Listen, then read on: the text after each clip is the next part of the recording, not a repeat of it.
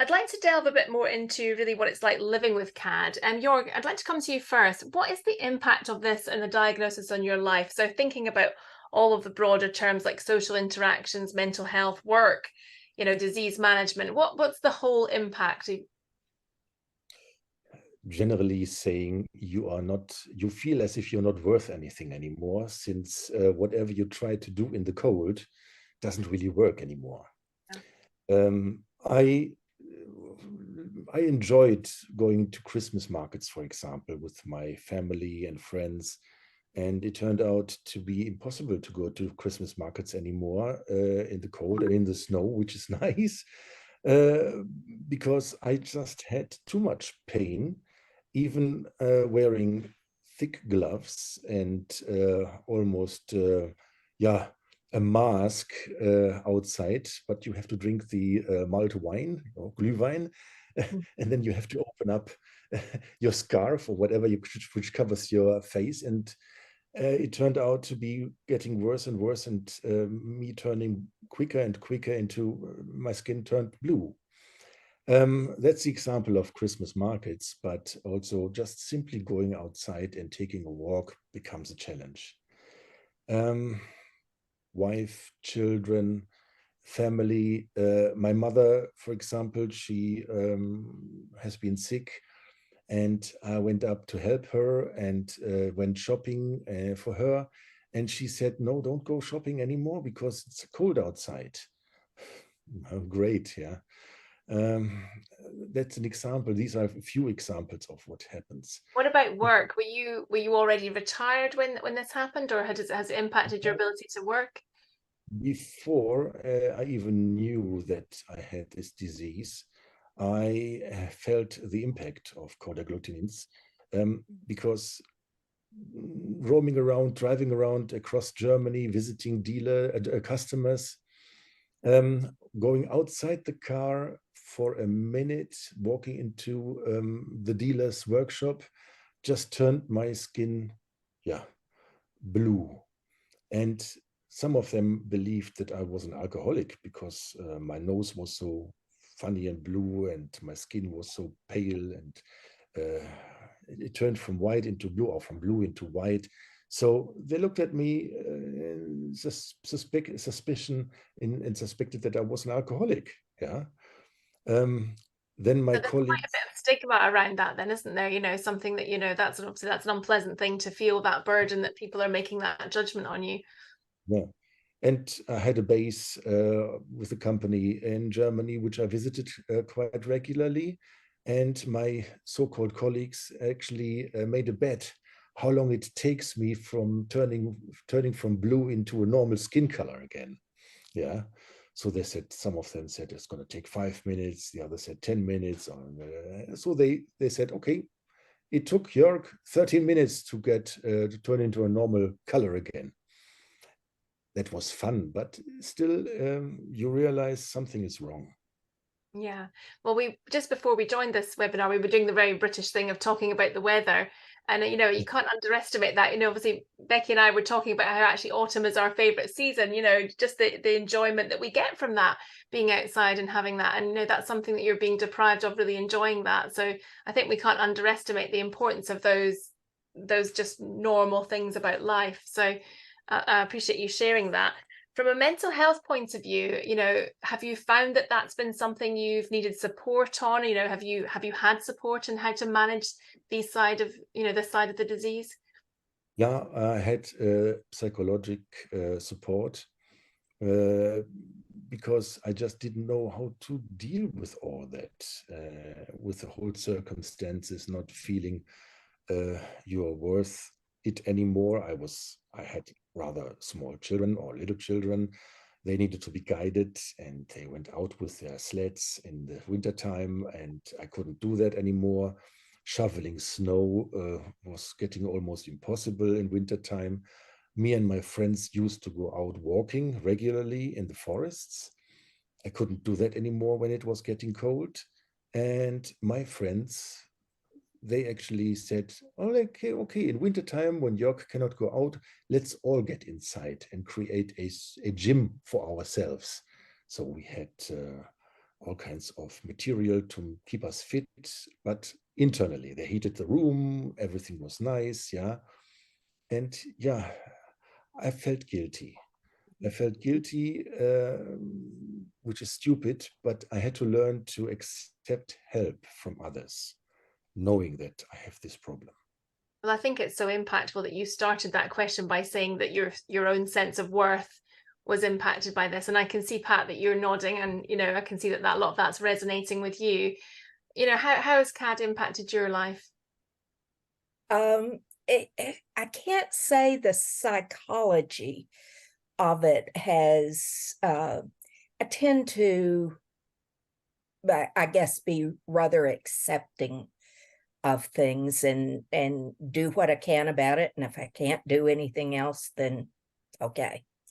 But a lot of his experience as far as turning blue, I didn't start turning blue until about 2 years after the diagnosis. We tend to also, in some cases, and as the CAD gets worse, we tend to have brown, tea-colored, Coca-Cola colored urine.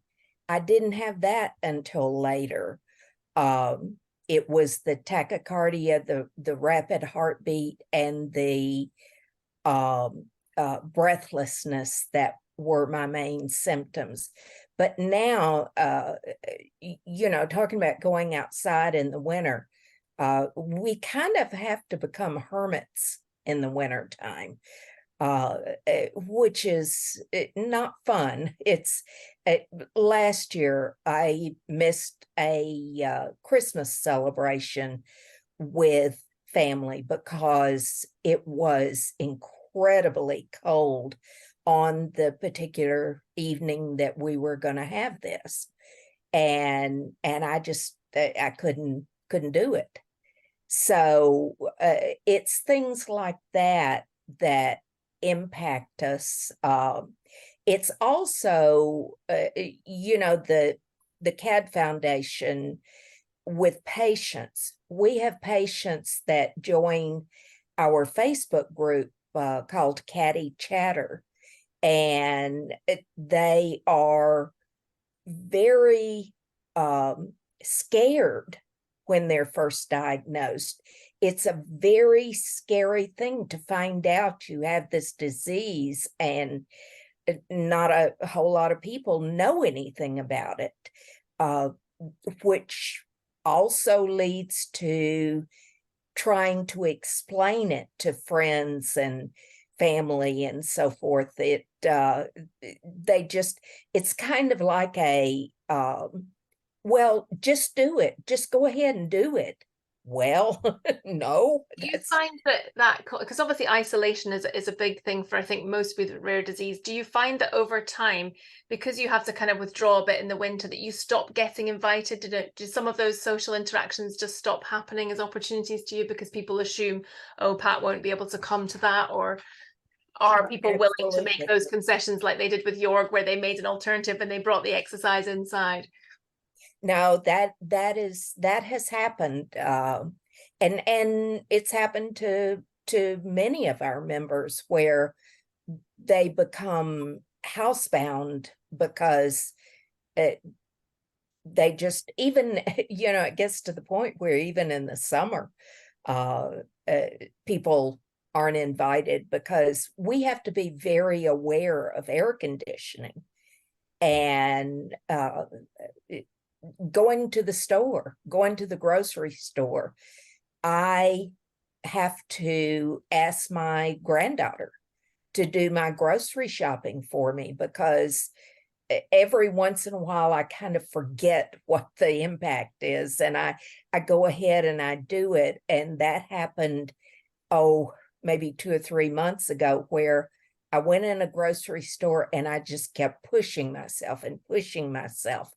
And I could tell by the way it felt. I had blue across here because it hurts. And I'm sure I had a blue nose and I had blue fingers, and you scare people to death because The real loss of you've got this independence with that. glue. I'm Yeah. sorry, say it again. The real loss of independence with that, isn't it? You know, something that you would routinely have done, now you're not able to do. And actually, presumably, even in the summer when the air conditioning's cranked on, when you would otherwise be able to go out, it's, you know, you're Right. excluded from that activity. Yes. And you mentioned there about, you know, what a scary time it can be, which is a nice opportunity to kind of think about, you know, when you were diagnosed, how supported did you feel? Did you have the opportunity to ask questions and get, you know, the answers to the things you wanted to know when you look back at what your diagnosis looked like? I did, because I had this doctor who had seen it before. He was very proactive. He took the initiative. He did the research on what he didn't know. And there wasn't a lot known about it at that time. It's increased in the last 2 or 3 years that we've made accelerated progress. And so I was, again, very lucky. He knew that he needed to do a bone marrow biopsy, and so he immediately had that done. It turns out I have the very slow growing lymphoma that causes CAD in some cases. And so he assured me that it was very slow growing. At my age, I was older at that time, and he assured me that more than likely I would outlive the lymphoma. The lymphoma wasn't going to be an issue for me. Right. And I'd like to ask you both this next question, and I'll come to you first, Jörg. What would you say is a patient's biggest unmet need when living with CAD? The patient's biggest unmet needs turn out when it starts getting cold, you stop going outside, or you're afraid of going outside, and your social interactions are getting less and less. And then the worries start. Okay, what do you wear, and how cold is it going to get? So it's the social interactions and the planning what to do, and you start thinking about, what do I do against getting bored because you are trapped inside your house? Absolutely. Yeah. And Pat, what about for you? What would you say the biggest unmet needs are from your perspective? I'm going to look at it from a broad patient perspective, what we hear at the CAD Foundation, and that is just getting a diagnosis, and then on top of that, getting our blood tested correctly. And then on top of that, getting the correct treatment. Right. Okay. And it's, I think, something you've both touched on is about the impact on the wider family. You know, you've talked about having to rely on your granddaughter, and you mentioned your wife and children. You know, if you could tell people kind of what the impact of this disease is on the family, is there more you'd like to add to that? Jörg, I'll come to you first. Yeah, I just had to take a breath because it's a big issue. You have to make your close family and your friends, first of all, aware what this disease is all about. That it is a autoimmune disease which your body fights, and autoimmunity is known by most people. Cold agglutinin disease, yeah, okay, something new. But if you say it's an autoimmune disease, your body fights against itself. Yeah. And this is something that people have to know first of all. Then, as Professor Broom mentioned, symptoms are so different. One turns blue within split seconds. The other one never turn blue, but has the I don't know the special word. I keep on forgetting this. But the blood is being destroyed. Your red blood cells are being destroyed, and that causes other symptoms and other problems. So you have to explain, first of all, your close family and your close friends they then get the word and they spread the word around. And it took me and my area about 6 months Mm. so that my friends and people who I know, who know me, know what I started to deal with. And they came and they approached me and they said, okay, what is this? What is it you have? We know you turn blue and you look like, yeah, Papa Schlumpf from the cartoons. So it took me half a year, and I was actually open about this with these various sentences. And of course, my cat, I have a cat as well in Germany.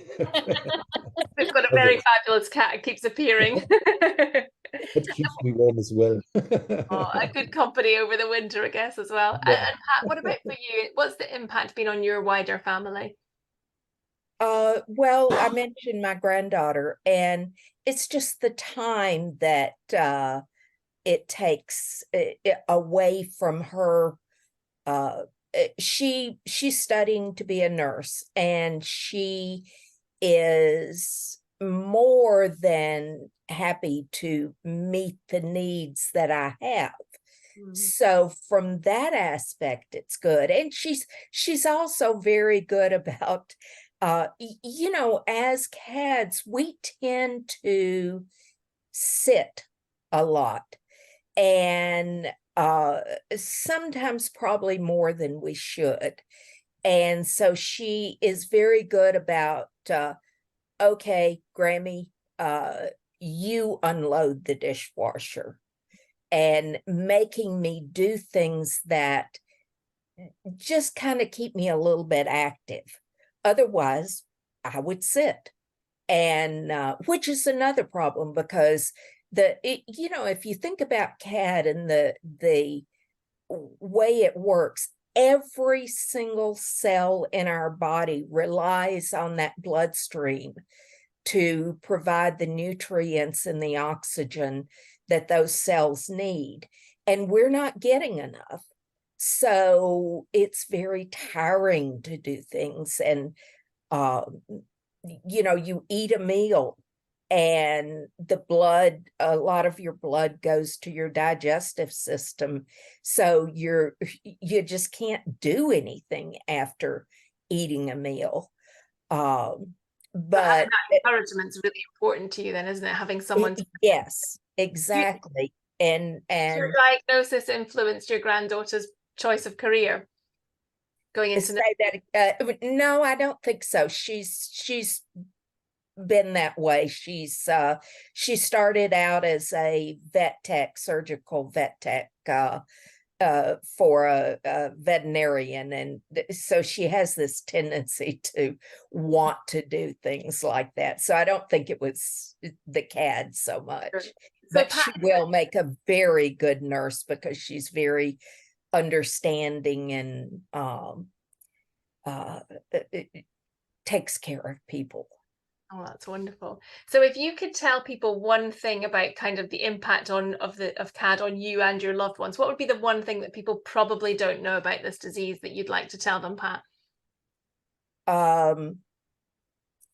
For myself, I'll repeat what Jorg said, that you know, people taking care of you makes you feel guilty. That as far as the impact, like I say, my granddaughter, she's studying to be a nurse, she's working. How dare I ask her to give up her time to do things that I just can't do? She does it, and she does it willingly, but it does put a burden on her too. People, other people in the family, they, you know, they feel like I get out of the car and they've got to help me walk. just and again, it goes back to that what you said before. After a while, people just kind of stop inviting you to things because they get used to the fact that you're probably going to have to say no. Yeah. And you mentioned, Jorg, that you've obviously, you and your family did some work in trying to kind of educate people locally, but is there anything further that you think, the one thing that you would like others to know about the impact of CAD on you? Well, the first impact the CAD had on me, the knowing that I had CAD, was it's not lethal. It doesn't end your life. That was first of all a relief, and then you just have to learn to live with it, which is a challenge in itself. Brilliant. Mhm. Thank you so much. I appreciate that. I think you've been really candid there with your, it's given a really good insight into actually the true challenges of this.